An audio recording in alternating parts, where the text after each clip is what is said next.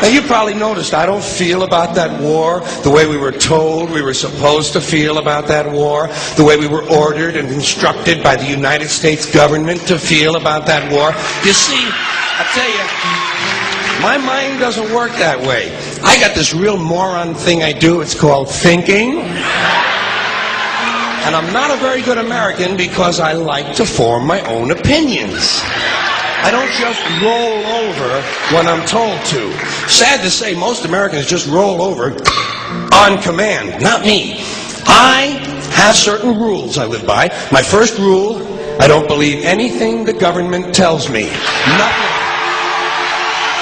Zero. Nope.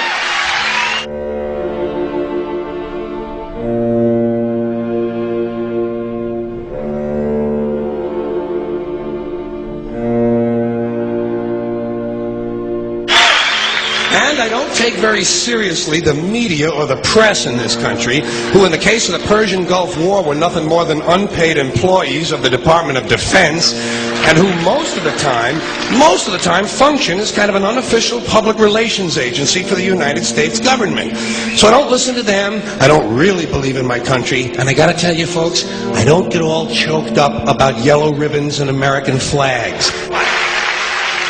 Now, to balance the scale, I'd like to talk about some things that bring us together. Things that point out our similarities instead of our differences. Because that's all you ever hear about in this country is our differences. That's all the media and the politicians are ever talking about, the things that separate us, things that make us different from one another.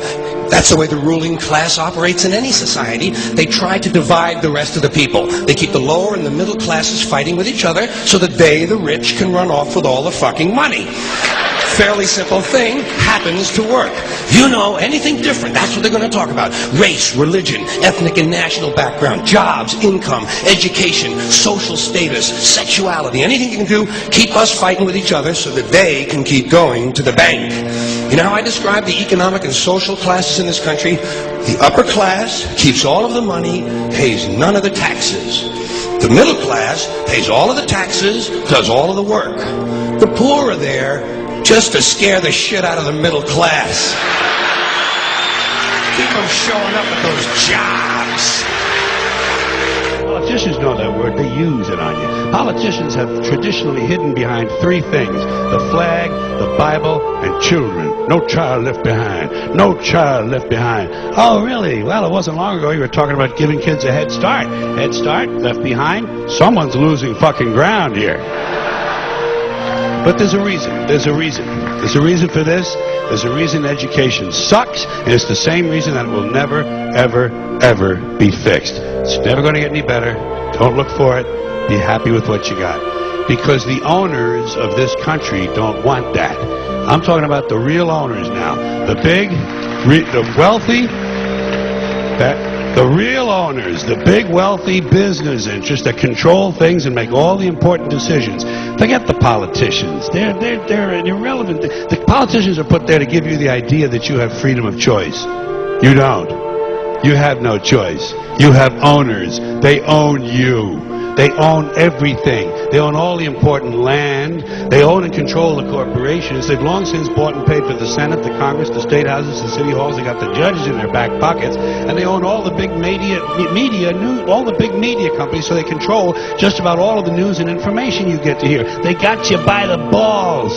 They spend billions of dollars every year lobbying to get what they want.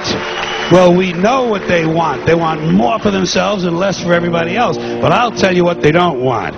They don't want a population of citizens capable of critical thinking. They don't want well-informed, well-educated people capable of critical thinking. They're not interested in that. That doesn't help them. That's against their interest. That's right. You know something? They don't want people who are smart enough to sit around the kitchen table and figure out how badly they're getting fucked by a system that threw them overboard 30 fucking years ago.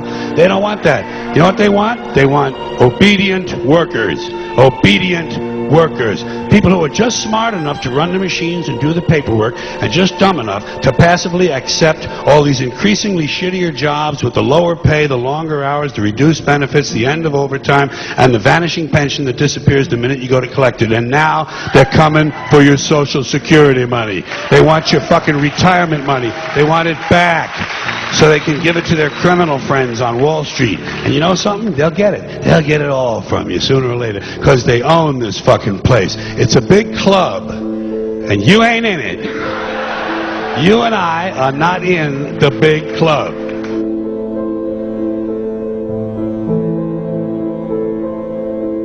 The greatest form of control is where you think you're free when you're being fundamentally manipulated and dictated to. One form of dictatorship is being in a prison cell and you can see the bars and touch it. The other one is sitting in a prison cell but you can't see the bar, you think you're free. What the human race is suffering from is mass hypnosis. We are being hypnotized by people like this. Newsreaders, politicians, teachers, lecturers. We are in a country and in a world that is being run by unbelievably sick people. The chasm between what we're told is going on and what is really going on is absolutely enormous. The greatest hypnotist on planet Earth is a oblong box in the corner of the room. It is constantly telling us what to believe is real.